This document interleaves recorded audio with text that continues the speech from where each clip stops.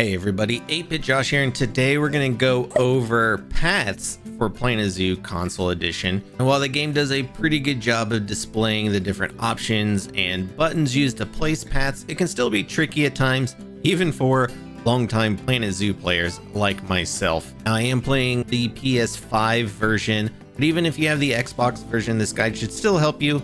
Even though the buttons have different names, the mappings are still the same. For instance, X or cross on the PlayStation controller would be the A button on the Xbox controller, and so on. So we're going to start off here. This is a simple little entrance I made for my basic building tutorial video I did, which if you have any questions about that, make sure to check out that video. But so we're going to start here at the beginning. We're going to go to our path menu. So if you hit L1 or R1, we're just going to go over here to paths, and it's going to bring up a bunch of different options. So you have several different types of paths you can place. Right now we're just using the block path because I like it. It has like the little bits of grass and stuff kind of growing in between the bricks there. So we're just gonna place a little path along here like so. Now say if we want to kind of curve the path in a certain direction, you can obviously do that just hitting the left stick. But if you want to change the angle, you can do that here with the angle snap. So it defaults at 15, which is 15 degrees, which is a pretty good default option. You could set it to 0, which will give you a much more smoother movement. Doesn't move at any certain increments, so you can kind of fine tune your curve there. Could go all the way up to say 90 degrees, which will just move it simply in 90-degree increments. But we'll keep it at 15 because that's the default, and it works out pretty well. You could change the length of the piece of the path that you're working on. 2 is the default. You could go all the way up to 5. You could also change the width, so it defaults again at 4 meters. You could go all the way up to 10 meters. You can make a nice wide path here, so if you've got a busy area or what you think might be a busy area of your zoo, you might want to make the path a little bit wider there as well. Then if you hit L1 or R1, I like to do R1 because that's the direction that the options go in. You have many more settings here that you can mess around with. So you have flattened terrain and tunneling, which I'll get to in a moment. I'll show you kind of how those work. Path supports on, so when you're making an elevated path, you can have the kind of default supports underneath.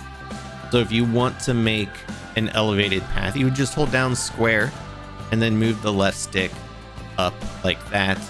You could do the same thing for down if you were above terrain and you had space. So if we place that there, and then maybe we'll just flatten that back out. So you can see the supports under there. If you turn that off and then we place a path, you can see that there are no supports under there. Curved slopes is the name's a bit confusing. So what that basically does is if you're making an elevated path, either like a ramp or stairs, you turn that on, it allows you to make either a curved staircase or a ramp if you want to. So it's really nice. You can make some nice little nice little looking curved stairway there. This defaults to off, which is probably preferred because when it's on, you don't have to worry about accidentally, or when it's off, you don't have to worry about accidentally making a curved staircase. Curb on ground path. So that's exactly what it says. It adds this nice little curb there to your path. You can turn it off if you don't want a curve. If you don't want a curb, it'll make a nice, you can make your own custom curbs there if you want to. So for instance, if we go to our building menu here, we might take one of these little wall pieces here, and you could place it kind of at the edge of your path there. You might sink it down a little bit, and you could do something like that and you make your own like little custom curb if you want to. You have railing on ground queue, which I'll actually go down here to railing on ground path because they're the same thing, which is also exactly what it says. It just places a default railing around your path there, and different paths have different types of railings. If you place a wooden path, you get more of a wooden type of railing, things like that. So a bunch of different options.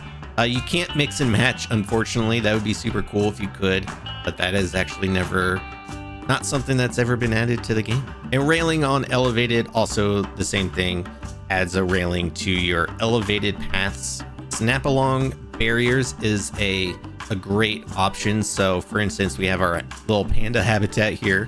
What that does is when you place a path, it will automatically place your paths along the barriers. You can see there as I kind of move it around, it will automatically kind of adjust to where the barrier is. It's nicer if you making like a barrier that maybe has some curves around it. Just makes it a little bit easier because the path will just naturally follow along your barrier there. Highlight hidden barriers and hidden paths. So that essentially just means if you have a habitat that you placed a null barrier, which is just an invisible barrier, it will highlight that as you're building, so that way you just know where it is. And then same with hidden paths. So a feature that was added pretty recently to the PC version of the game. So if you go over here to just a regular like natural path, right? You place it down and it has these little barriers here. We had asked Frontier, since going way back to Planet Coaster, like, let us have the option to toggle the curbs off, because you could do it on regular paths, but for the longest time on natural paths, you could not toggle off the curbs. Well, now you can. So if you just, go to your settings here and go to curb on ground path, select it off, and then you can place your path there.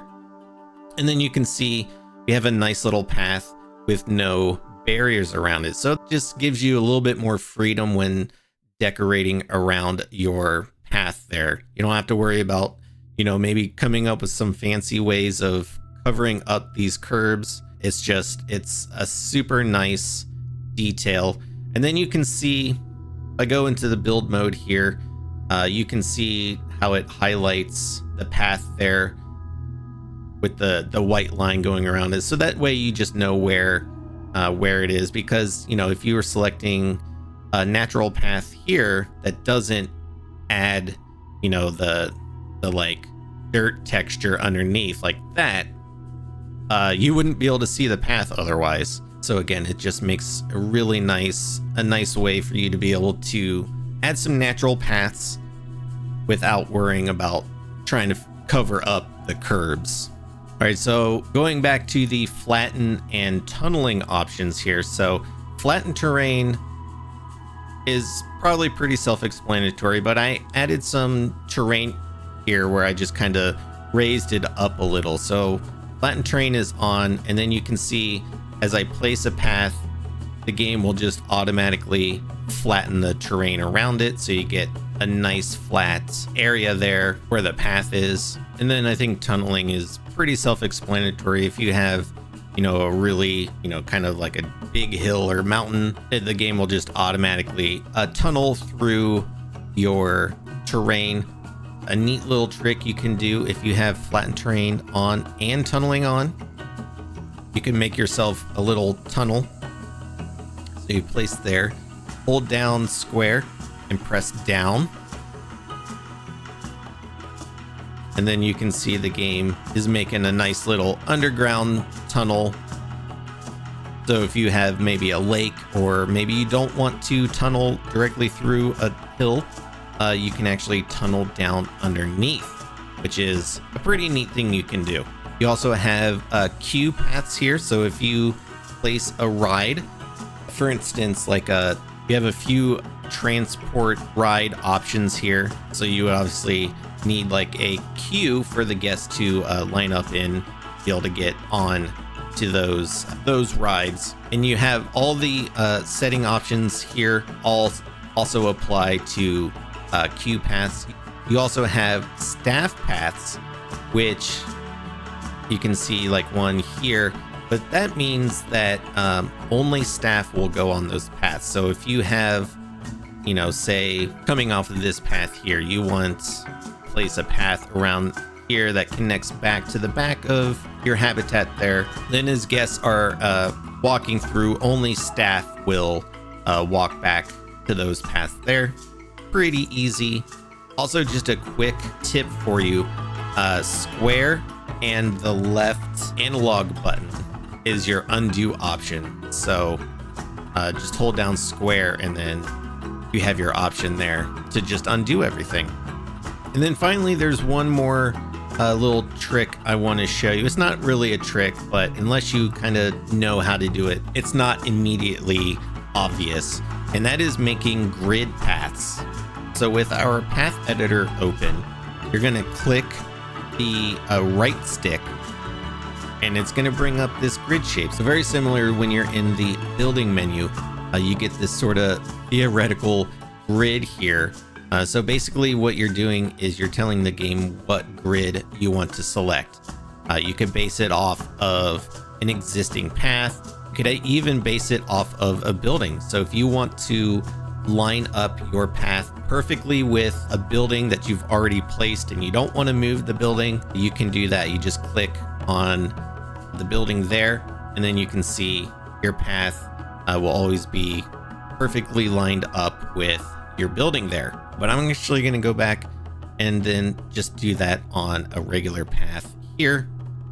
I'm going to select that and then you can see I can place a nice little perfect kind of grid paths here, very similar to like if you played the old Roller Coaster Tycoon games. This is kind of goes back to that idea. But when you are building or placing paths on a grid, you have an extra settings option here, which is square edges. It defaults to off, which means you can see here how it's like rounded at the ends. If you turn it on, that makes it so that the edges of your path are square. And then you get like a nice big, you know, kind of plaza area here, which you can then from there, you can do some different things. You know, if you want to, let's say, let's delete those there. And then, you know, you could add some decorations in here if you want to. And then you can just make like a nice little kind of path decorations here. Maybe, you know, maybe we want to copy it, you know, maybe we'll rotate it so it doesn't look exactly the same as the other one there. And then you just have a nice little some path decorations there. I didn't exactly line that up perfectly, but that's fine. This is just a tutorial, doesn't need to be perfect. And then one last little tip. This is more of just a tip about the game in general, but it applies to paths. When you have a habitat like this, what I like to do is actually build a separate path from sort of your main path, if that makes sense. Just because what you'll see happening a lot is guests will congregate and then they will block your main path. So what I like to do is kind of make like little offshoots from your main path that lead to a habitat. So if people want to come and watch the pandas, they'll all walk over here and they'll stand around here. And then the folks who don't want to see the pandas, they'll just keep walking this direction. That way, you know, you won't clog up, because you'll see very quickly if you build a habitat that's just right next to your main path or the only path that gets to the rest of your zoo, your guests are going to have a hard time getting through. So that's one little extra tip there that I just thought I would mention since this is like a path tutorial. But yeah, so there you go. I hope that you found this tutorial useful, kind of showing you the basics of placing paths and a few little tips and tricks here and there that the game doesn't necessarily tell you. If there are other tutorials you would like to see me cover for Planet Zoo, feel free to let me know in the comments. Let me know if this tutorial helped you, and that should be it. Yeah, so thanks for watching, everybody. I will see you all on the next video.